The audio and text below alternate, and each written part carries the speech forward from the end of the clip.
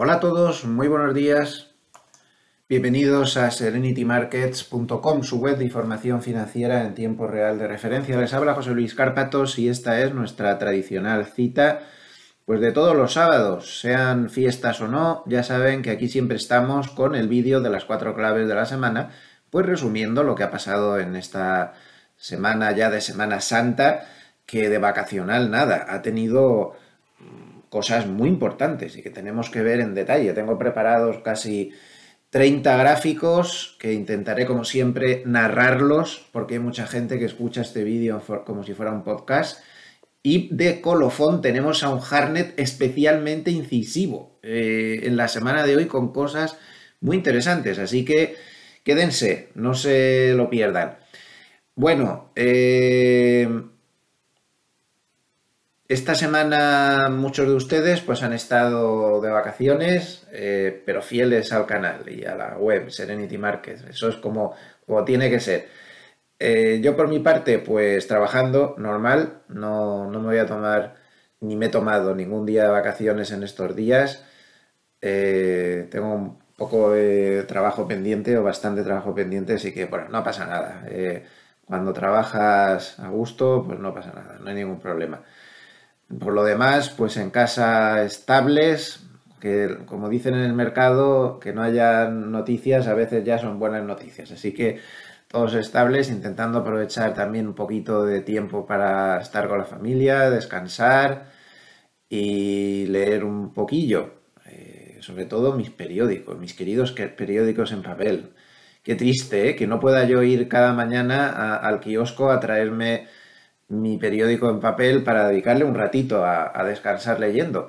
No hay kioscos en mi barrio, ni uno. No sé cuántos somos, 4, 5.000, 6.000, ni un solo kiosco. Hay que andar cerca de 25 minutos para encontrar el kiosco más cercano. 20 minutos quizá, pero 20 minutos de ida, 20 minutos de vuelta. Así que en estos días que no hay que estar tan encima del mercado, pues estoy aprovechando. Hoy no, hoy precisamente no hay periódicos. Yo, ¿qué quieren que les diga? Lo del ordenador está muy bien, pero yo donde esté mi periódico de papel, tocarlo, llenarme los dedos de tinta, pasar las páginas, recortar trozos de página, yo eso no creo que vaya a cambiar nunca. Y bueno, pues algún libro que otro también estoy viendo a ver si me animo y una novelilla que otra tengo por ahí también en, en puertas. Y de series, pues también aprovechando para ver series. Vuelvo a recomendar, como ya hice en semanas anteriores, Asesinatos solo en el edificio. Magnífica serie, magnífica. Mm, Me sigue pareciendo que me recuerda mucho al estilo de Woody Allen, esa típica comedia, comedia dramática de humor negro, muy al estilo de Woody Allen, con todos los personajes neuróticos, toda la acción en Nueva York. Aquí es que no es que sea toda la acción en Nueva York, es que toda la acción es en el mismo edificio de Nueva York. Prácticamente no salen de ahí dentro. Pero está magníficamente diseñada la serie y la recomiendo. Ya me he visto las 2 temporadas y realmente muy buena, muy buena. También sigo enganchadísimo a Los Soprano, ya voy por la temporada, me parece que voy por la 4 de las 6 que tiene. Súper recomendadísima. Y me ha gustado, aunque ya muy lejos de estas dos que acabo de decir, más normalita, para pasar el rato, una miniserie de 3 capítulos noruega, que se llama algo así como Marineros en la Guerra o algo de esto. Eh, Aún de Netflix, porque no me han cortado Netflix aún, yo no sé qué lío se llevan. Y bueno, pues no está mal. Sobre un episodio poco conocido de la Segunda Guerra Mundial, donde los buques mercantes de Noruega pues desempeñaron un papel muy importante y además con un coste en vidas humanas tremendo, porque prácticamente la mitad de la flota mercante noruega pues fue hundida al final. Así que pues fíjense. Bueno, un poquito de propaganda antes de empezar. Comentarles que en Intefi Escuela de Negocios se ha añadido un nuevo programa dentro de la familia de los Energy Master Bolsa. Ya saben que yo creé personalmente el 1 y el 2 y ahora pues se van incorporando nuevos profesores. Se ha creado un Energy Master Finanzas que está hecho por don Ernesto Rebello. Tienen aquí, si pinchan el enlace, pues tienen aquí todas las explicaciones. Es un programa que intenta explicar cómo invertir de manera diversificada. Tenemos la manía de que solo se invierte en bolsa y ya está. Eso no es así. Muchos mercados, muchas maneras. Y pensamos, pero eso no está al alcance de los grandes, solo está al alcance de los grandes inversores y no de los pequeños. No es así. Aquí en el programa, ya digo que Ernesto Rebello pues intenta mostrar un poco que esto no es así. Son 48 horas de vídeos cortos grabados con formato microlearning para que se pueda hacer poco a poco. Es un programa interesante. También recordarles que si se van a gloversiasicaf.com, pues ahí tienen todos nuestros contactos, las 2 SICAFs que llevamos en la casa, chat, teléfonos, correos y todo, para cualquier tema en el que puedan estar interesados al respecto de las actividades que desarrollamos como EAF desde hace ya bastantes años, inscrita por supuesto en la Comisión Nacional del Mercado de Valores. Vámonos al mercado porque ya digo que hay bastante material y bastantes cosas de las que hablar, a pesar de haber sido pues Semana Santa, ¿no? Este mes o este año ha habido pocas vacaciones. Ante todo, mostrar cómo cerraron ayer los futuros, porque los futuros abrieron un rato, estuvieron abiertos, tanto los futuros de bonos como los de bolsa y divisas, todo eso estuvo abierto. En divisas, el euro al final bajó 0,15% contra el dólar y la libra bajó 0,25% frente al dólar también. El SP500 terminó subiendo un 0,23%. Bueno, saben que se dio el dato de empleo ayer, la primera cosa de la que vamos a hablar. El Nasdaq subió 0,10 y el Russell de pequeñas compañías subió mucho, subió un 1,03%. Todo lo demás estuvo cerrado, excepto el Bitcoin, que bueno, en este momento sigue abierto, subiendo 0,69 hasta los 28.102. Un Bitcoin que, sin ningún género de duda, pues sigue recogiendo esa crisis de la moneda fiduciaria que le ha llevado pues a toda esta subida. Conforme se desarrollaba la crisis bancaria, pues la ha llevado a esta subida enorme. Hablando de crisis fiduciaria, les recomiendo que vean dentro del canal de Pablo Gil, que seguro que la mayoría de ustedes conocen, el último vídeo que puso hace pocas horas. Me ha gustado mucho. Lo digo para poder profundizar un poco más en esto que estamos hablando, de la moneda fiduciaria, del dinero en general, cómo se crea el dinero, cuánto dinero hay en efectivo. Realmente muy interesante este vídeo de aquí. Cómo se crea el dinero y cuánto hay, riesgos y demás. Lo recomiendo, está muy interesante. Bien, pues empecemos por el dato de empleo de ayer, que fue la última referencia que tuvimos. Ayer estaban los mercados cerrados, solo estaban los futuros abiertos. El lunes abrirá Wall Street con total normalidad, pero Europa va a estar cerrado, con lo cual Europa no podrá descontar el dato de empleo hasta el martes, pero sí ya lo hará Estados Unidos con normalidad. Los futuros ya más o menos han apuntado. El dato de ayer tuvo una bajada muy fuerte de los bonos, como podemos ver, muy poco volumen, puede que hubiera mucha distorsión, y una ligera subida de las bolsas. ¿Por qué? Bueno, pues tienen un vídeo en el canal de ayer donde explico largo y tendido el dato de empleo, pero así brevemente. Tienen aquí las cifras, salió un dato pues más o menos en lo esperado, pero con la tasa de paro una décima más baja, 3,6, pero la interanual de los ingresos por hora de los trabajadores quedó una décima mejor de lo esperado. Esto es importante. Esto es muy importante. Esto quizá lo más importante. Y atención también a esto.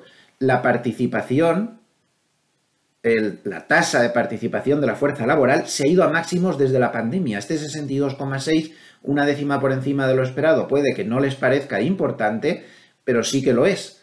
Porque significa que la gente está volviendo al empleo por fin, después de haber abandonado muchos de ellos su puesto de trabajo por muchas razones, pues porque tenían ingresos suficientes, porque han aprovechado para jubilarse, porque a lo mejor en su hogar pues la pareja también trabajaba, no les hacía falta, no sé, puede haber mil razones. Pero el caso es que está volviendo la gente al trabajo. Bueno, pues el mercado ya vieron cómo se lo tomó, no le gustó a los bonos, le pareció que esto podía indicar una reserva federal más dura, que puede ser la excusa para subir otros 25 puntos básicos en la reunión de mayo. De hecho, los futuros sobre fondos federales pues subieron las posibilidades de una subida de 25 puntos básicos al 70% prácticamente, desde el 55% antes del dato, pero yo creo que fue una reacción muy exagerada. El dato hay que verlo bien. El dato hay que verlo bien y las cosas no son como parece y como reaccionaron los bonos tan rápido.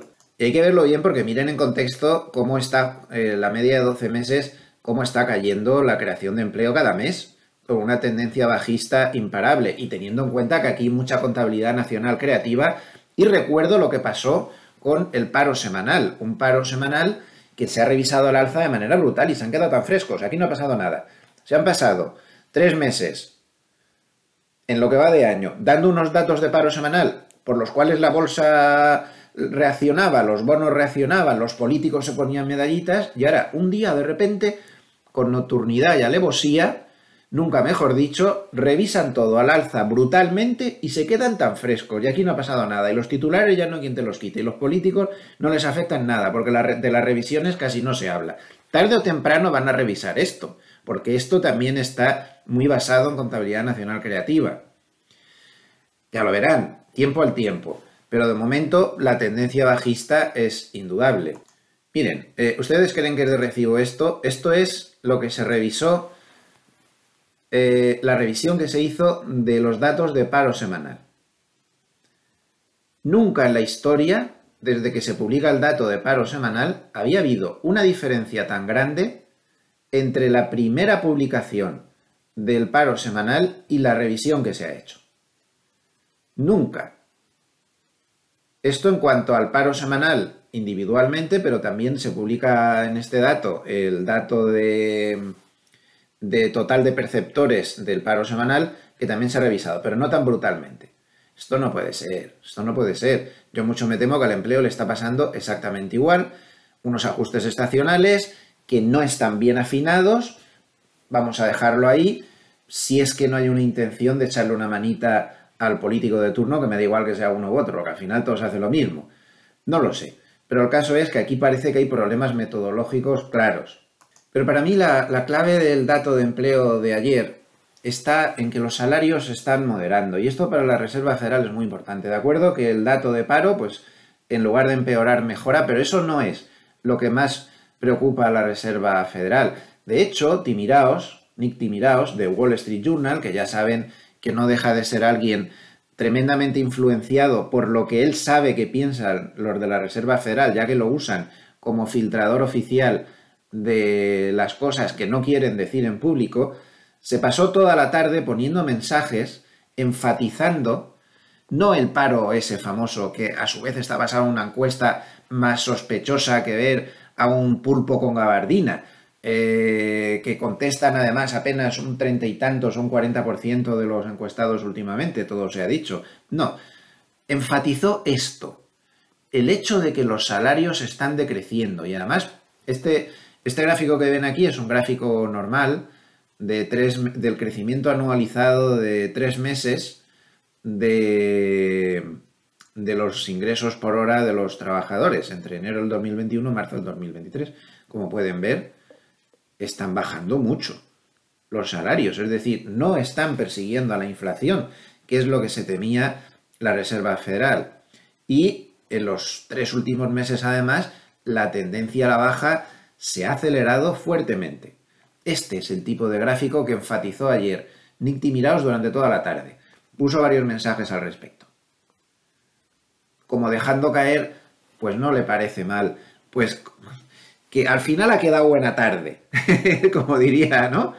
Para la Reserva Federal. Al final ha quedado buena tarde, pero toma, ahí tienes el gráfico que más le va a interesar a la Reserva Federal, que es el de ingresos por hora de los trabajadores. Entonces yo no exageraría esa reacción de los bonos tan visceral como diciendo, bueno, este dato le quita hierro a la recesión, va a hacer que la Reserva Federal esté más dura. Yo no creo que este dato cambie absolutamente nada. Y una vez más, vuelvo a recordar que los datos de empleo son los más retrasados respecto al ciclo económico que existen, que son los últimos en empeorar cuando vienen las crisis y también son los últimos en mejorar cuando tras las crisis vienen los momentos de bonanza. Así que este no es un buen dato para precisar con exactitud cuándo viene la recesión o cuándo no. Luego verán en el paper de Hartnett el aluvión de datos que nos da sobre este tema de si viene la recesión o si no viene la recesión. Esta semana ya digo que es bastante interesante.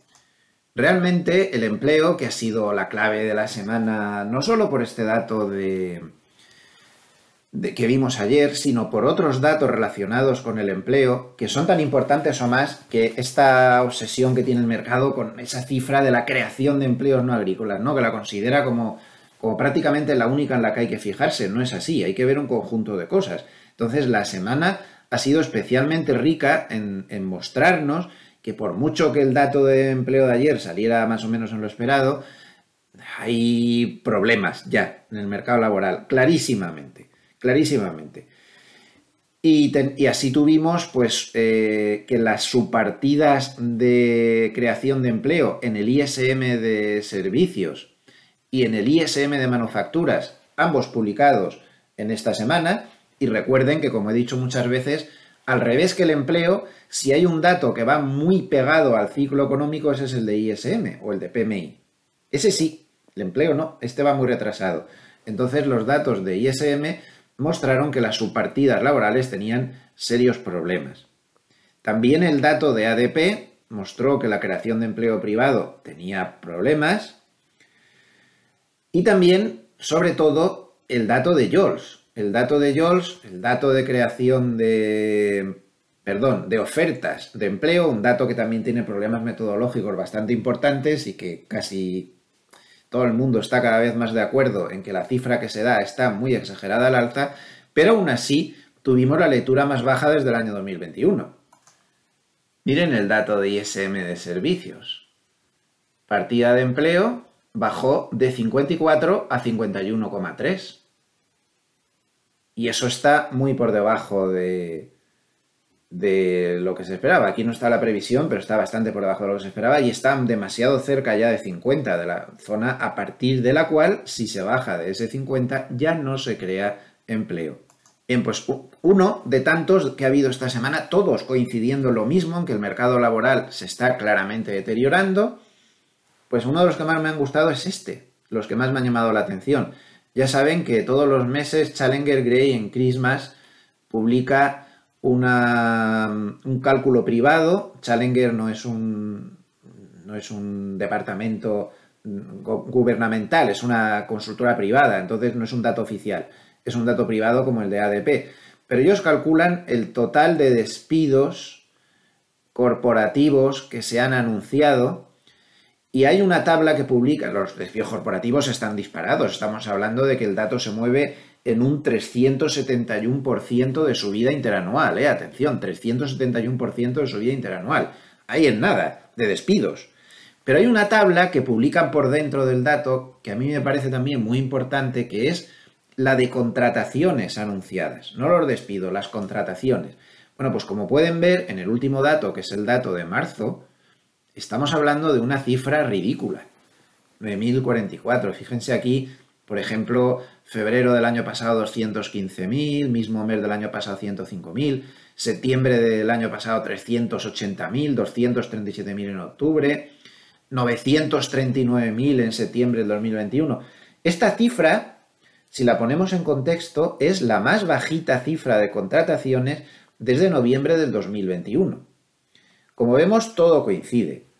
Lo que pasa es que al final muchos operadores tienden a obsesionarse exclusivamente con ese dato que se dio ayer, que tiene muchos problemas metodológicos, que va con mucho retraso y que puede dar una imagen distorsionada, a pesar de que está dando cifras cada vez menores, como hemos visto, pero es que parece que el nivel de deterioro del mercado laboral es algo más rápido del que se está viendo ahí. Tampoco es que sea catastrófico, pero sí que se está notando un claro frenazo en el mercado laboral, sin ningún género de duda, que además no persigue con sus salarios a la inflación y eso es absolutamente fundamental, absolutamente fundamental. Otra de las claves de la semana, y vuelvo a esta tabla que les he puesto antes, pues lo tenemos en los datos de ISM, que me parece fundamental que les demos un repaso, porque si hay algo que se ha visto durante estos últimos días, es que el mercado ha vuelto a cambiar de opinión. Quizá esto sea, de las 4 claves de la semana, la más importante. El mercado ha vuelto a cambiar de opinión. El mercado ahora piensa que primero pasó del aterrizaje suave a la tontería del no aterrizaje. Eso era absurdo, no tenía ni pies ni cabeza, con las curvas de tipos invertidas de la manera en la que lo están tan brutalmente y tan todo.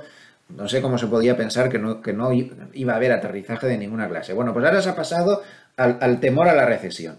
Toda la semana hemos tenido mucho temor a la recesión. Mucho temor a la recesión. Y esto ha generado una espectacular rotación durante la semana hacia valores defensivos. Se ha salido de valores cíclicos y se ha ido hacia valores defensivos. Y esto nos lo decía ayer bien claro John Flood, antes de ayer, en su paper habitual de cierre para la mesa de trading de Goldman.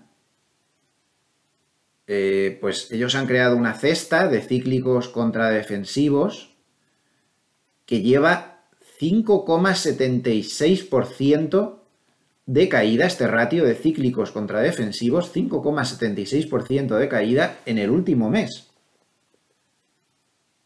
Esta rotación está siendo clarísima. En Europa se ha visto también muy clara, como durante la semana entraba dinero en cuidados de la salud, entraba dinero en utilities, entraba dinero en telecos. Miren el sectorial por ejemplo, de utilities. Este es el de utilities, europeo, durante toda la semana. Estaba entrando dinero en defensivos a lo bestia. ¿Y qué me dicen del de cuidados de la salud? Entrando también en defensivos a lo bestia y rompiendo además una resistencia mayor de este sectorial que se venía arrastrando desde el mes de noviembre. Pero es que está entrando mucho dinero a los defensivos. Y en cambio, para los cíclicos, pues palos durante toda la semana. Por ejemplo, este es el sectorial europeo de industriales. Ya ven, rojo y fuertes caídas. Gran rotación. El mercado ahora ha cambiado de opinión y ahora ve recesión. No es de extrañar porque vamos a centrarnos en el ISM de servicios. El de manufacturas también salió fatal. De manufacturas salió en recesión, totalmente, en todas sus partidas. Pero el de servicios, que es prácticamente el 88% de la economía de Estados Unidos, este sectorial, manufacturas cada vez tiene menos, ya ha bajado al 12% o algo así. Bueno, pues quedó en 52,6 cuando se esperaba 53,8, se está enfriando, aún está creciendo, pero cada vez más cerca de los 50. Atención a la cifra de nuevos pedidos, que baja en un solo mes de 62,6 a 52,2. La cifra de empleo ya la hemos comentado, y la de precios pagados baja de 65,6 a 59,5. El composite cae de 53,3 a 52,3 cuando se esperaba 53,3. Cada vez más cerca de esa zona de 50. La economía claramente se está enfriando y esto el mercado pues lo está empezando a descontar. Ha sido una de las grandes claves de la semana, ya digo, ha sido Semana Santa, pero ha habido movimientos muy importantes de fondo, tanto en situación macroeconómica como en el propio mercado en sí. Otro dato que nos puede mostrar que se está enfriando un poco el panorama, pues lo tenemos aquí en el crédito revolving de las tarjetas de crédito de Estados Unidos, el cambio mensual. Como podemos ver, este factor de las tarjetas de crédito es el más bajo, está siendo el más bajo desde aquí, desde el COVID, no, del 2021, perdón, desde abril del 2021. Desde abril del 2021 que el movimiento de las tarjetas de crédito en Estados Unidos no es tan bajo como el actual. saben que en Estados Unidos las tarjetas de crédito tienen más importancia, bastante más importancia que aquí. Y bueno, pues no puede haber una muestra más fiel de que empieza a haber problemas en la economía. No son apocalípticos, no son graves, pero sí está claro que se va de cabeza a un enfriamiento considerable.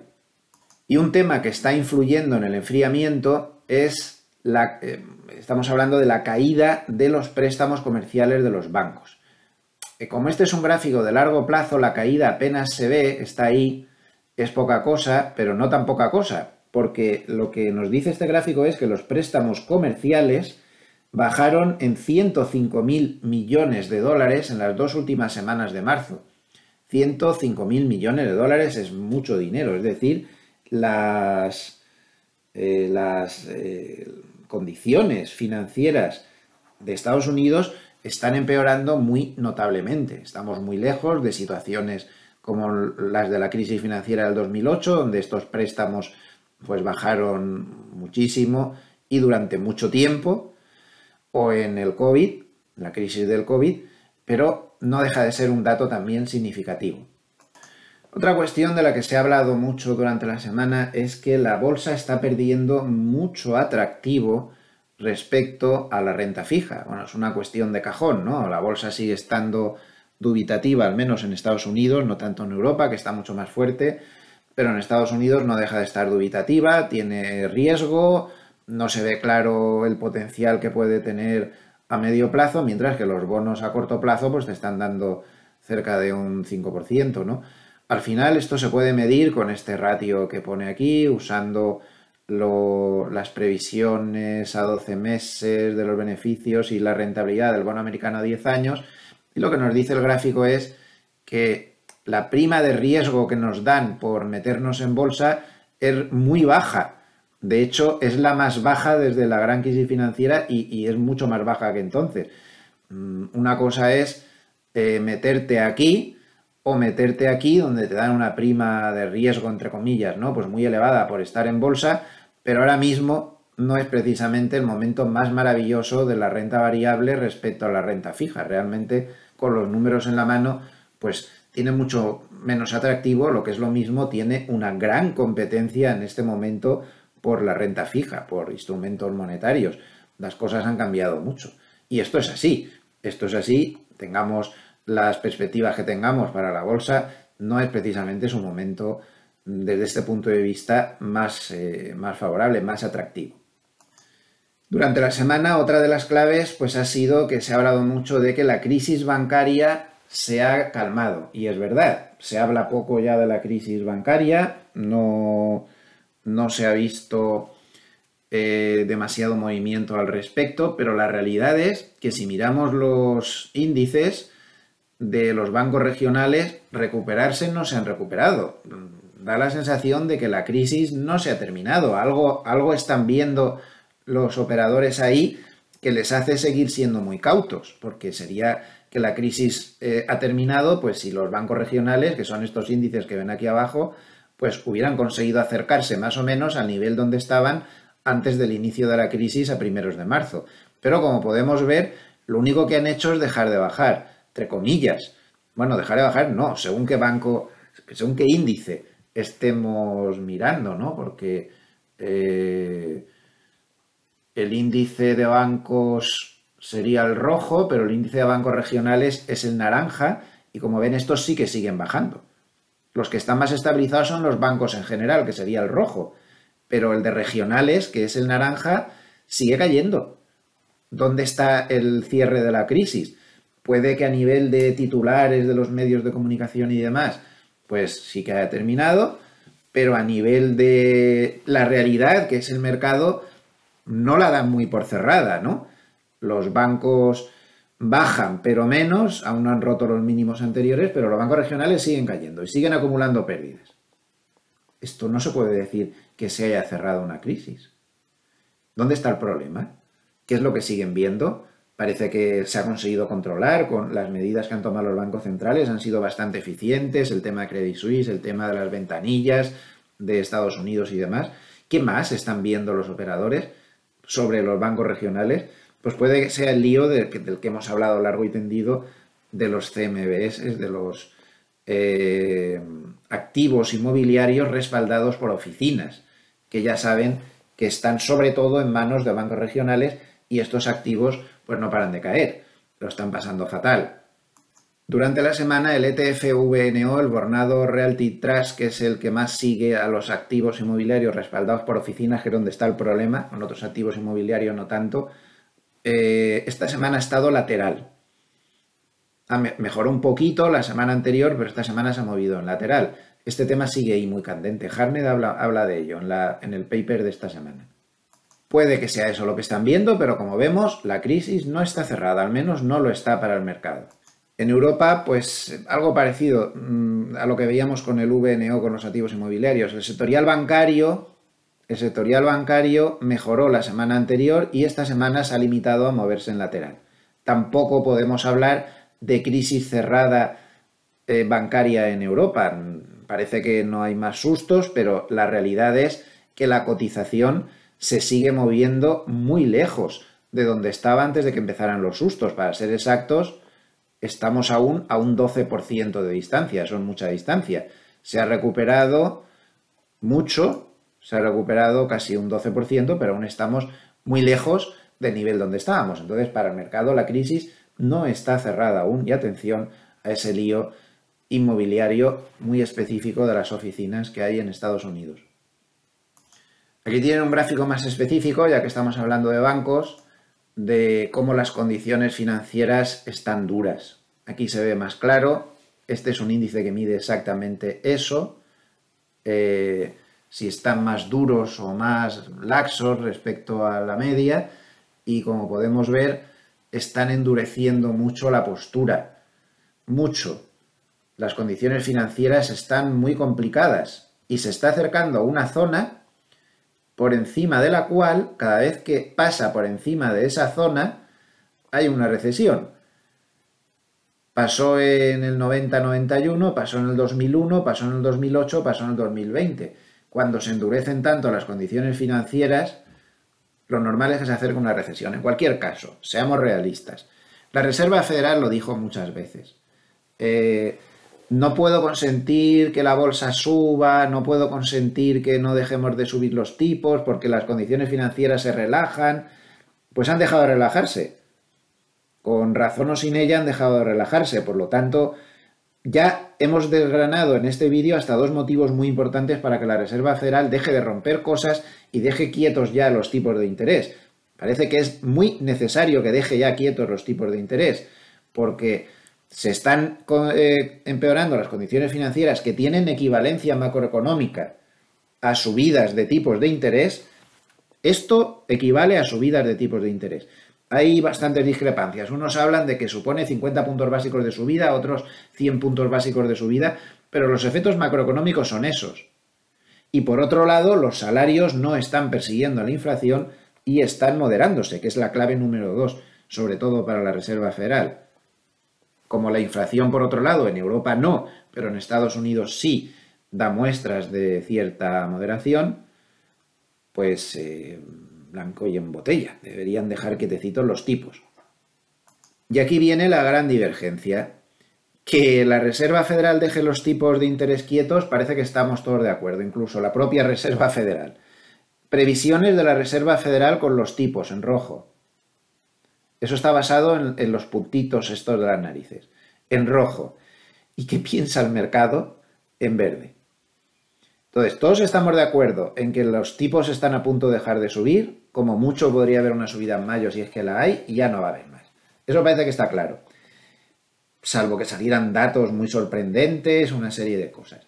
Pero la cuestión está en que la Reserva Federal y en las declaraciones que han hecho miembros de este organismo esta semana han dejado claro que no tienen ninguna intención de bajar los tipos y que los van a dejar así altos en lo que queda de año, pero el mercado no descuenta eso.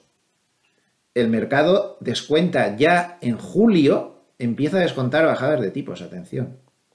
En julio ya descuenta bajadas de tipos. Y lo que descuenta es que en enero del 2024 los tipos estarán en el 3,84%. cuando ahora están en el 5%.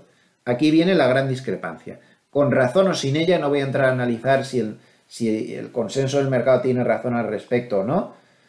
Hay una grandísima divergencia entre lo que dice la Reserva Federal y lo que piensa el mercado. En suma, la pérdida de credibilidad de la Reserva Federal es impresionante. Esta semana, por ejemplo, publicaba un artículo al respecto alguien muy prestigioso como es Elerian, que ya saben que ha sido uno de los gestores de renta fija más importantes del mundo, profesor universitario y muy respetado. Elerian decía que nunca en la historia se había visto, la historia moderna, reciente, se había visto un desprestigio de la Reserva Federal tan grande como tiene ahora.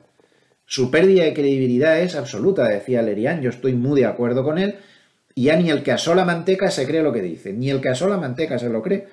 No les creen, es que se han equivocado todas las veces. Que me equivoque yo, que se equivoque usted, que estamos aquí pues sentados en nuestro despacho haciendo lo que podemos, pero que se equivoquen organismos que tienen una legión de centenares de economistas a su disposición para analizar todo lo analizable, es muy sorprendente, salvo que la influencia política sea mayor de la que nos creemos.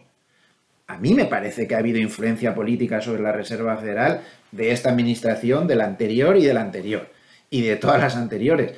Pero bueno, eso ya es cuestión de opiniones. El caso es que la credibilidad de la Reserva Federal está perdida, y no lo digo yo, lo dice por ejemplo Lerian o lo dicen otros escritores financieros de mucho prestigio y no como yo, que no pinto mucho. Entonces, creo que este gráfico es muy concluyente al respecto. Pero otra de las claves de la semana es que el mercado ha estado resistente últimamente. Y se ha hablado mucho de por qué ha estado muy resistente. Esto también lo publicó Lerian, precisamente. El Financial Times me parece, no sé dónde lo publicó. Decía Lerian, resistencia del SP500 ante la crisis bancaria. Pues, señoras y señores, si es que solamente dos valores, Microsoft y Apple, en conjunto han aportado al SP500 más puntos que todo lo que le restaban los bancos y en general los valores del sector financiero que caían. Pues aquí está la explicación, sí que no hay que calentarse mucho la cabeza. La amplitud del mercado, mala, miren. Esto es lo que ha subido la capitalización bursátil desde el 1 de enero de los 20 valores más grandes del SP500. 2 billones de dólares. Esto es en trillones anglosajones, 2 billones de dólares. 2 billones. ¿Y cuánto han subido en capitalización los 480 valores restantes? 0,17 billones. O 170.000 millones. 2 billones. No hay amplitud de mercado. Estamos ya otra vez con las mismas de siempre. Unos pocos valores tecnológicos que han estado actuando como valor refugio en determinados momentos, pues son los que han distorsionado el tema. Y esto se ve clarísimo si miramos, por ejemplo, un ratio consistente en comparar, este sería el spread entre el Nasdaq 100, que tiene muchos menos valores, que el Nasdaq Composite, que tiene muchísimos más.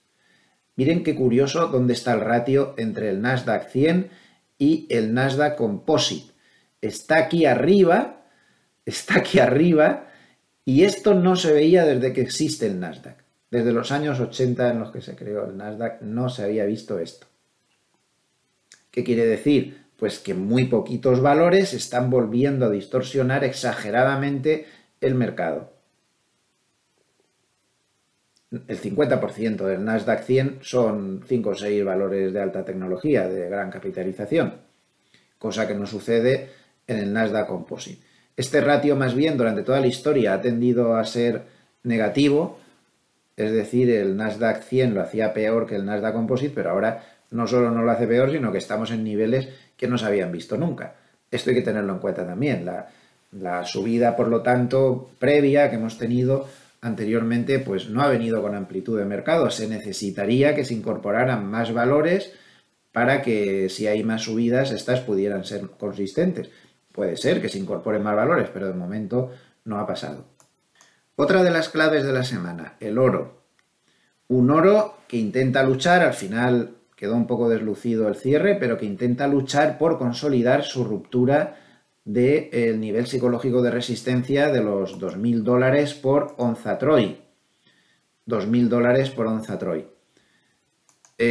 Bueno, pues como podemos ver, en los 2 últimos días hubo corrección, pero durante la semana ha estado luchando mucho. Por técnico está en unos niveles muy interesantes y con un posible objetivo, siempre que no pierda otra vez esa cota muy psicológica de los 2.000, pues podría llegar a 2.100, 2.150. Por ejemplo, esta semana Bank of America ha dicho que para el año 2025 podríamos estar hablando de un oro en 2.500.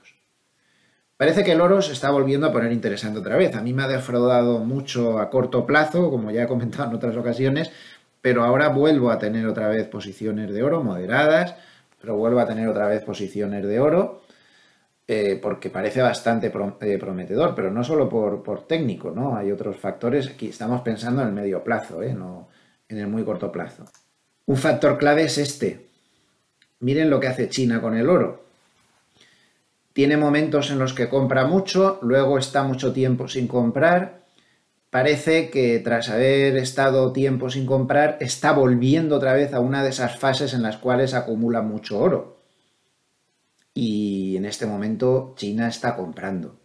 China es muy grande, tiene mucho poder y la cantidad de oro que está comprando para dejarlo en sus reservas pues está siendo significativa. Hay otros bancos centrales también bastante activos que no lo habían estado en los últimos tiempos. Esto es favorable.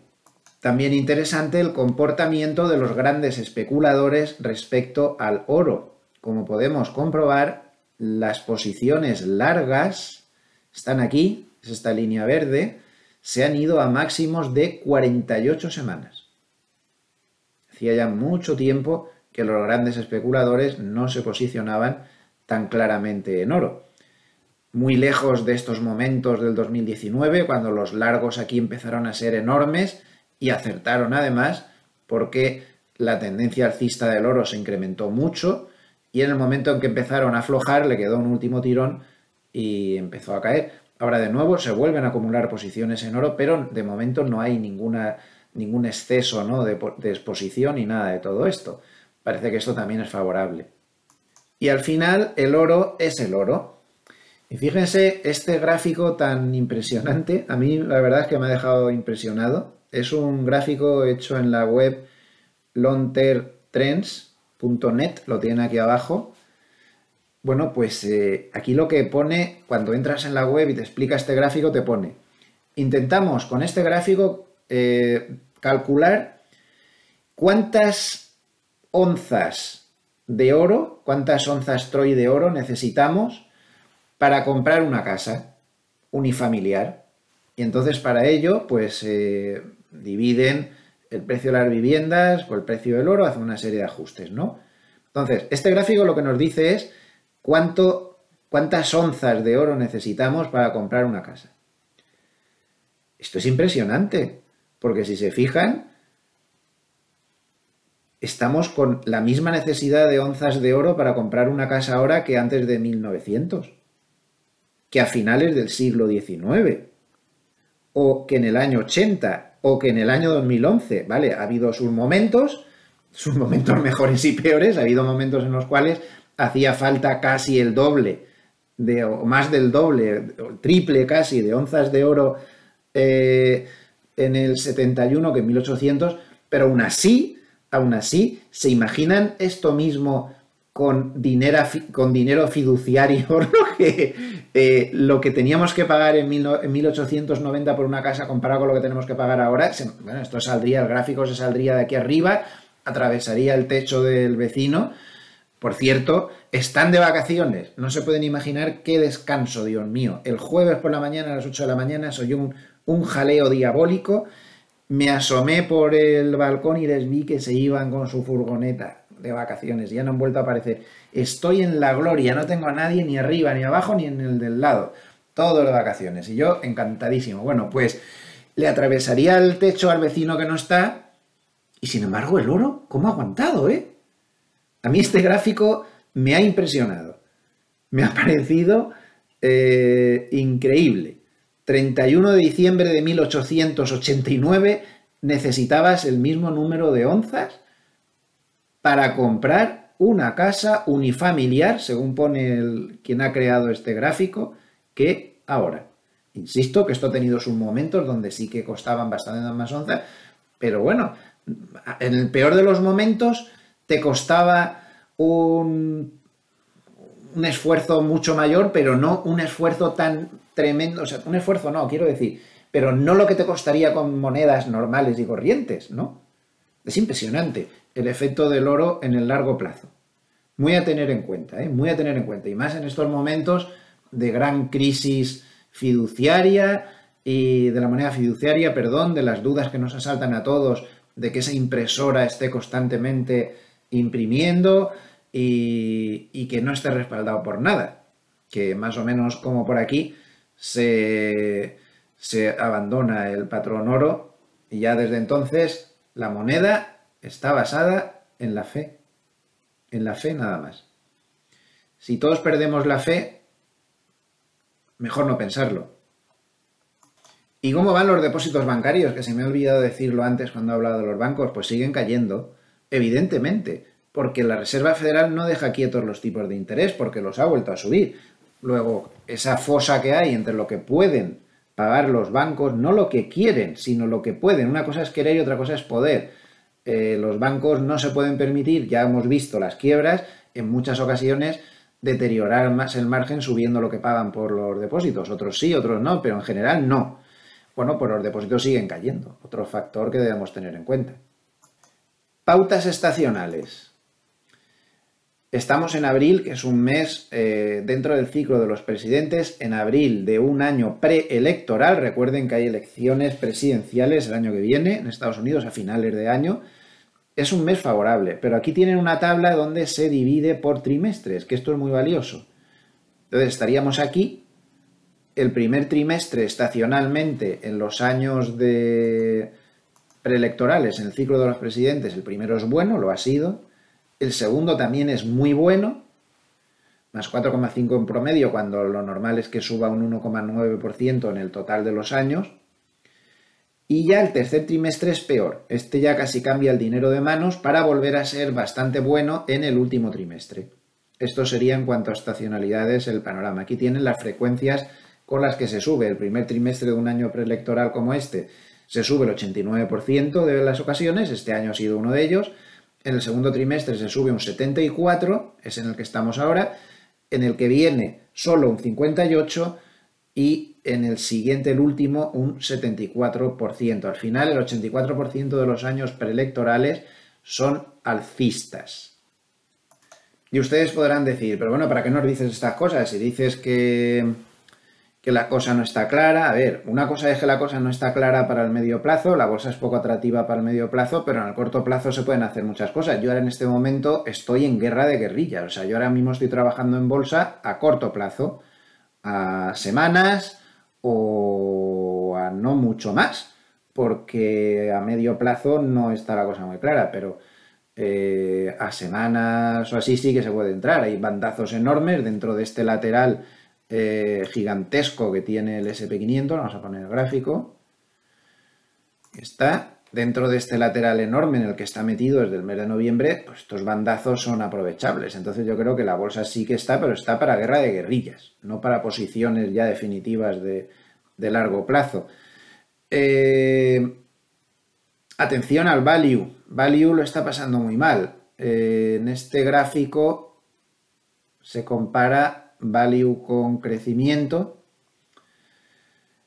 y lo sigue pasando mal, aunque como vemos está teniendo una clara recuperación en los últimos tiempos y puede que haya llegado a niveles exagerados. Cada vez que está acercándose hacia arriba el value lo hace mejor, cada vez que está por la parte baja el crecimiento lo hace mejor. Esa subida de las grandes tecnológicas, pues al ratio le ha hecho bastante daño. Esto es un promedio de 50 días. Esta tabla me pareció muy interesante sobre las recesiones.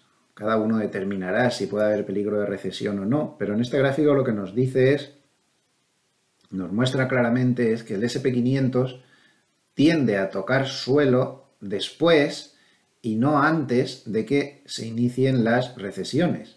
Sobre esto hay que tenerlo claro. Aquí tenemos las últimas recesiones, en qué fecha se inician. Y aquí tenemos el momento en que la Reserva Federal inicia la primera bajada de tipos. Entonces estamos hablando que en promedio la Reserva Federal inicia la bajada de tipos 2 meses antes del inicio de las recesiones, si no entiendo mal el gráfico. Pero lo que más importancia tiene es cuándo toca el SP500 los mínimos. Pues aquí vemos el inicio de las recesiones en noviembre del 73, los mínimos del SP500 son en octubre del 74, 11 meses después, 2 meses después del inicio de la recesión, 13 meses después, 3 meses después, 19 meses después, y en la última de diciembre del 2007, ahí empezó la recesión, pues el SP500 no tocó mínimos hasta 15 meses después. Es decir, que el promedio es que el SP500 toca mínimos 11 meses después del inicio de la recesión. El gran problema está en que no es tan fácil saber cuándo empieza la recesión. Todo esto es muy fácil verlo cuando mucho tiempo después se fija cuál fue la fecha del inicio de la recesión, pero en la práctica durante mucho tiempo no se sabía si estabas en recesión o no, hasta que no se hicieron los ajustes mucho tiempo después, ¿eh? Entonces, bien, lo dejo solamente como dato significativo, pero el gran problema que tiene es ese, que es muy difícil saber cuándo estás en la recesión y cuándo no. De ahí la importancia de intentar analizar los datos por nosotros mismos sin escuchar lo que dicen los políticos, ni el establishment, ni mucho menos los políticos económicos, abogados y demás que hay en la Reserva Federal. Ahí son los menos fiables de todos. Lo de abogados, no quiero nunca que se malinterprete, con todo mi respeto hacia la profesión, eso faltaba, lo digo porque deberían ser economistas, no abogados, igual que al frente de un bufete de prestigio, pues lo ideal es que sean licenciados en Derecho, ¿no? Pues lo digo por eso, no por desprestigio a la profesión, ni muchísimo menos, Dios me libre. La volatilidad de los bonos ha bajado algo, estamos aquí, ahora, aquí donde tengo el círculo, pero sigue siendo excesivamente alta. Esto es el índice MOVE, que como saben es el equivalente al VIX en los bonos. Demasiado alto, demasiado.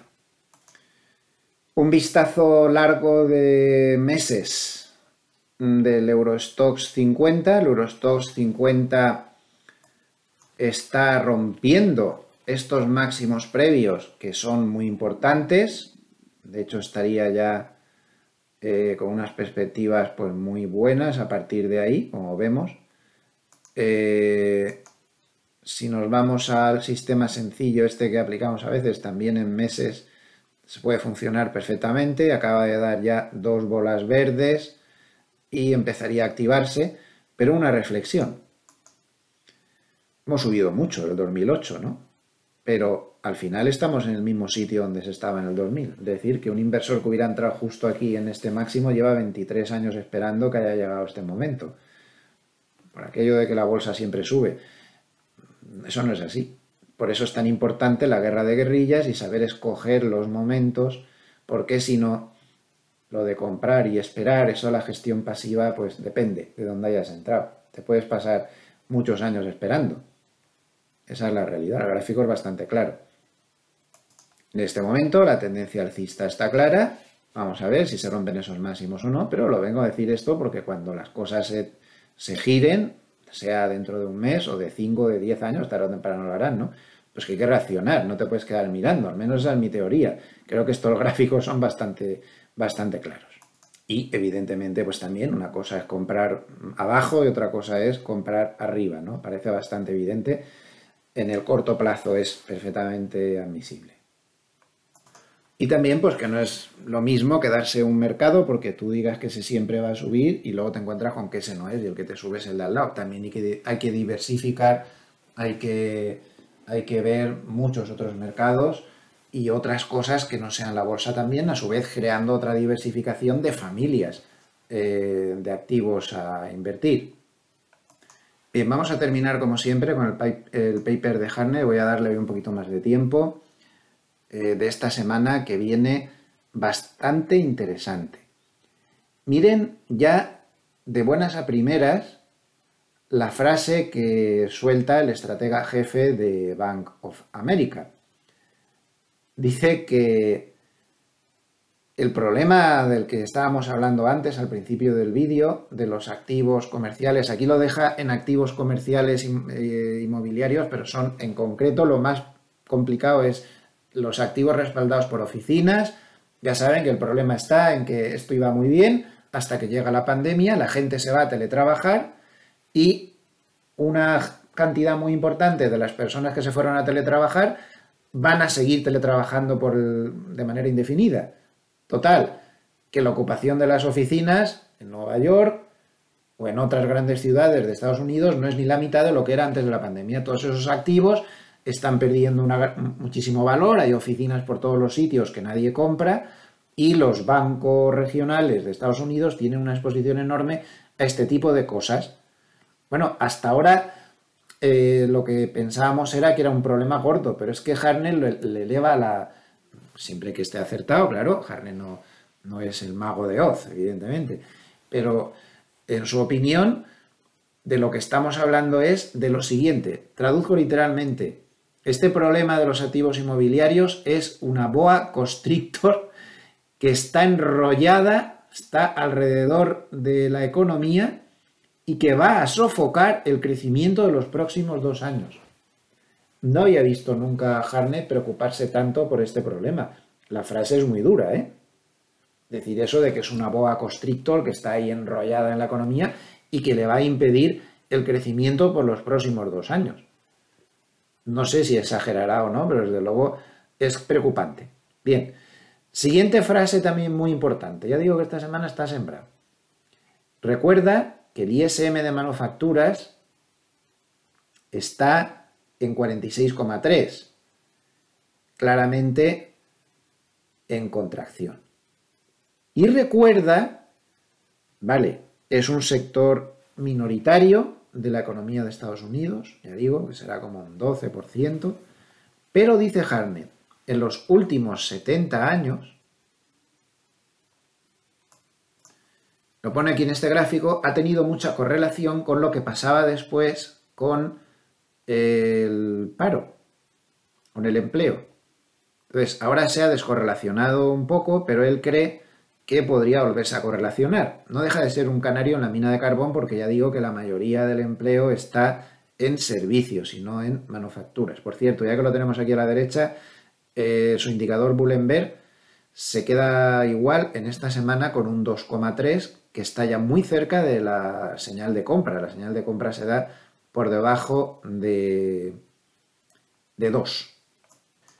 Y muy importante lo que acabo de poner subrayado en azul, esto, él dijo que podía haber un rally desde 3.800 hasta la zona 4.100, 4.200 del SP500, y lo que dice ahora es que, voy a intentar agrandarlo un poco para que lo tengan, así seguro que lo ven mejor.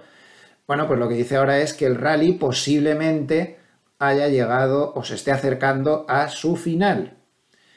Y vuelve a repetir, dice, nosotros decimos venda en la última subida de la Reserva Federal, que puede ser el 3 de mayo.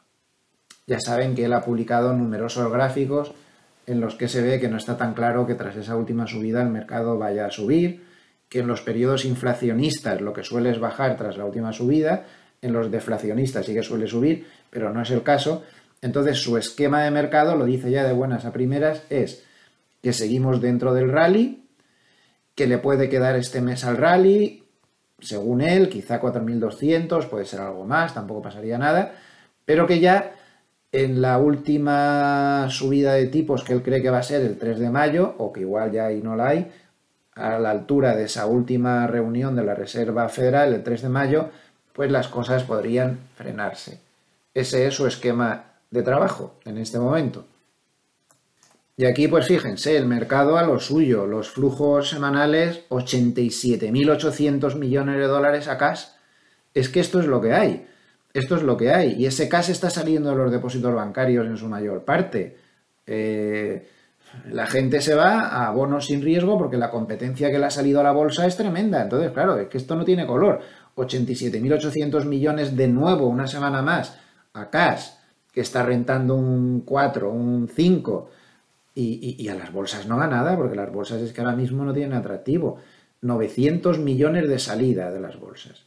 87.800 millones a cash. 14.100 millones a bonos. Parece bastante claro.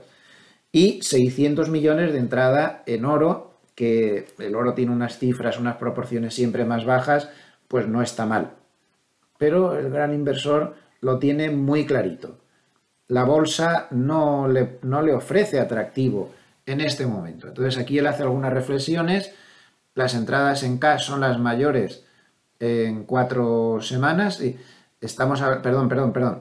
Lo que dice es que la subida de las últimas 4 semanas del cash es de 403.400 millones de dólares y que no se había visto en 4 semanas una entrada tan grande de cash desde abril del 2020. Bien es cierto que en abril del 2020 entraba por miedo puro y ahora no tanto por miedo, sino simplemente porque es un activo seguro que está dando una muy buena rentabilidad y que le hace la competencia a la bolsa. Y encima sin riesgo. Pero es lo que hay, tenemos que ser conscientes de que ese problema está ahí. Y el oro tiene la mayor entrada de 4 semanas, con 2.700 millones de dólares, entre ellos un poquito mío, desde abril del 2022. Como acabo de entrar yo, entré más abajo, entré en la zona de 1980 y tantos. Normalmente soy un indicador contrario del oro, pero esta vez se ha roto. Debe ser la excepción que confirma la regla. Bueno, en renta fija tenemos entradas en bonos de grado de inversión y también en bonos de alta rentabilidad, que vuelve a reactivarse, comenta. Y la entrada mayor desde junio del 2021. En concreto han entrado 4.900 millones de dólares en bonos de alta rentabilidad también, que sería la mayor desde octubre del 2020. En cambio de los TIPS, que son los bonos protegidos contra la inflación, tenemos las mayores salidas con 2.100 millones desde mayo del 2022. Y en el sector financiero, pues todo el mundo sigue huyendo de ahí. Mayores salidas desde mayo del 2022. Es muy interesante el párrafo siguiente porque lo que dice es: ¿usted qué espera? ¿Aterrizaje duro? Pues esto es lo más recomendable. ¿Usted qué espera? ¿Un aterrizaje suave? Pues esto es lo más recomendable. ¿Usted no espera aterrizaje? Pues esto es lo más recomendable. ¿Un aterrizaje duro? Pues dinero a mercado, a cash, monetario, que están dando mucho, a petróleo. Aquí habla de rates, pero supongo que se referirá sin los comerciales esos, a rates normales. Valores bancarios, pequeñas compañías. Soft landing, pues recomienda los bonos con grado de inversión, bonos de alta rentabilidad, valores emergentes y bonos emergentes. ¿No hay aterrizaje? Pues un esquema pasivo de inversión en valores, los FANGs, los semiconductores, los industriales, constructoras y valores de lujo europeo. Bueno, esa es su opinión de en qué se puede invertir según los escenarios. Y ahora va lo que él cree que es lo más posible, que es que estemos iniciando una recesión. Entonces, si estamos iniciando una recesión, para él los activos más recomendables serían largos en T-bills, es decir, en deuda americana a corto plazo. Así de claro, es lógico, es lo que más está rentando y sin riesgo. Luego, aquí esto sería un poco más técnico para nuestros amables escuchantes institucionales, largo de la curva de tipos, es decir, apostar a que la curva de tipos se desinvierte. Largo de oro, cree que ahora mismo es una buena inversión. Y corto de activos vulnerables, pues a las rebajas de apalancamiento y a los problemas económicos en general. ¿Y cuáles serían? Pues los bonos de grado de inversión, los bonos corporativos, no hay que olvidar. Si las empresas van mal, pues los bonos sufren, los bonos de alta rentabilidad, la tecnología, que sufriría evidentemente en una recesión, lujo europeo, y también sufriría los cíclicos contra el ratio de los cíclicos contra los defensivos. Lo que quiere decir aquí es que si empieza la recesión lo harán mejor los defensivos que los industriales. Y también el private equity ahí le tiene manía ya desde hace tiempo. Y luego el siguiente párrafo lo he puesto aquí en el traductor para que lo podamos ver más claro. Sería este de aquí, este párrafo que tengo en azul. Dice, y preparen la lista de la compra una vez que el mercado laboral indique que comienza la recesión. Ejecuten la lista de la compra, en ese momento se refiere, cuando ya se vea claro que está la recesión ahí, ejecuten la lista de la compra, pues comprando, según él, cíclicos en dificultades en los bancos, REIs, que estarán hechos un Cristo, pequeñas capitalizaciones, small cap, y materias primas, commodities. Como bien ya les decía, que en este paper se ha mojado a base de bien, no puede ser más explícito, ha dicho cuáles son los niveles del SP500 que espera, ha dicho qué es lo más probable, ha dicho en qué activos habría que invertir en estas circunstancias, y entonces ahora dice, pues, 12 gráficos que él cree que indican que viene la recesión. Entonces es importante repasarlo rápidamente. La docena negra, ¿no?, de gráficos, o la docena oscura, de hecho el título del paper va por ahí. Bueno, primer gráfico que le pone los pelos de punta, que el ISM históricamente, siempre que se ha movido por debajo de 45, ha generado recesión. Está en 46,3, ustedes mismos. Segundo gráfico, correlación tremenda entre los nuevos pedidos del ISM y lo que pasa con los resultados empresariales. Miren cómo está el panorama. Y no apunta nada bien para los resultados empresariales. Me voy a saltar algunos para que no se haga tan pesado. Inversiones de curvas de tipos.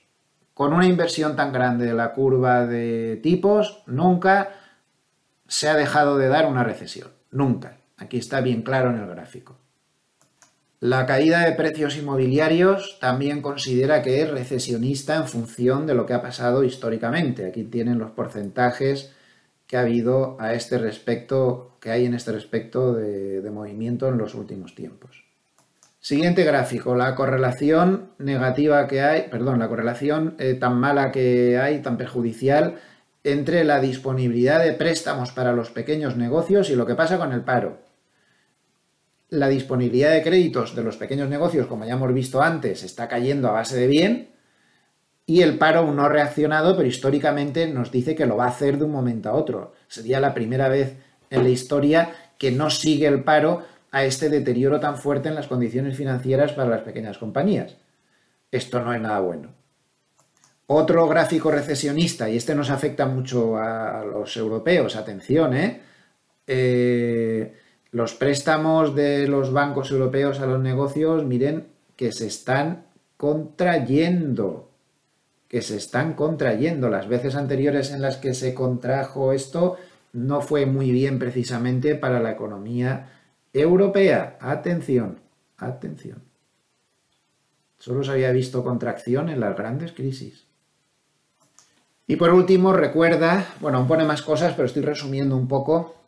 Recuerda esta tabla que ya la puso recientemente, en donde se ve lo que pasa en la última subida de tipos de la Reserva Federal, pero separando cuando estamos en un periodo desinflacionario, se sube mucho a partir de la última subida de tipos de la Reserva Federal, pero cuando estamos en periodo inflacionario como este, se tiende a bajar en los 3 meses siguientes a la última subida de tipos de la Reserva Federal.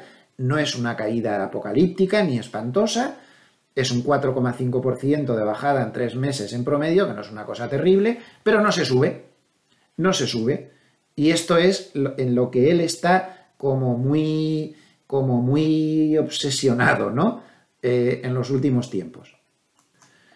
Bueno, pues lo dejamos aquí, que quiero ajustarme siempre a esa hora y 10 minutos a la que me comprometí hace varios meses para no hacer esto demasiado largo.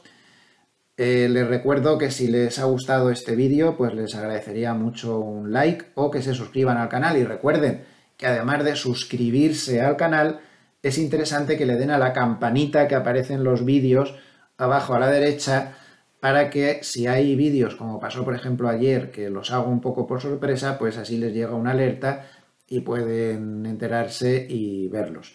Eso primero hay que suscribirse y luego además darle a la campanita. Les agradezco a todos muchísimo su atención, a todos los amables escuchantes, y no me queda más que desearles que terminen de pasar muy bien la Semana Santa. Nosotros volveremos el lunes por la tarde, por la mañana no hay bolsa europea. Igual pongo alguna cosa según como vea el mercado y la situación, pero si no, pues ya por la tarde entramos con normalidad para contar todo lo que pasa en la sesión de Wall Street, pues hasta las 10 de la noche como todos los días. Recuerden lo que les digo siempre, no me hagan ningún caso, lo único que vale es su propio análisis, eso es lo que tienen que hacer y olvidarse de lo que decimos unos y otros. Escuchen a quien crean que merece ser escuchado, pero luego hagan su propio análisis, que es lo único que vale. Y por supuesto, no tomen como ninguna recomendación de ningún tipo, pues cualquier cosa de la que hemos hablado en este vídeo. Que pasen muy buen fin de semana con la familia, disfrutando de la Semana Santa. Nos vemos el lunes. Muchas gracias.